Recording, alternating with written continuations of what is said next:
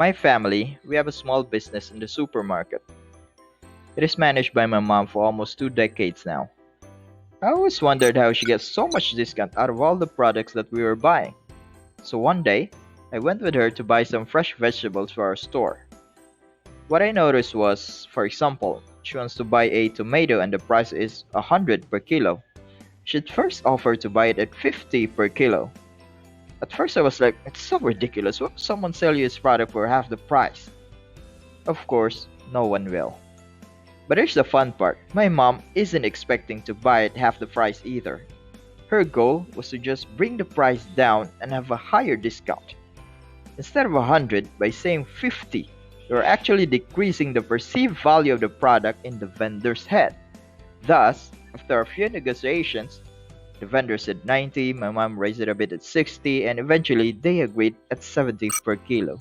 I was like, wow, that's a really huge discount, 30%?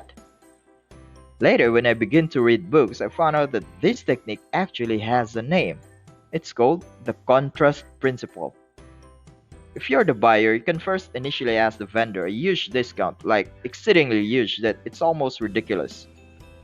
Say if the price of the item is 450, ask to pay it for 350, and then you can negotiate and see how far you can go with the discount.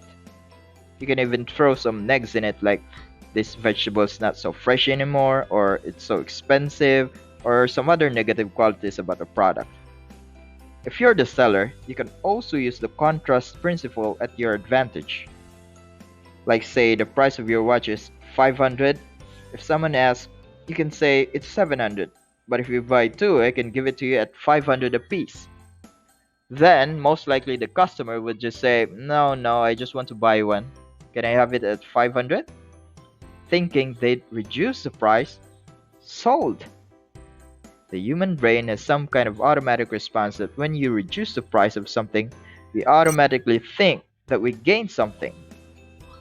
This doesn't work in shopping malls though, because they have a fixed price. You can try it in merchants or some vendors in the streets. So, good luck!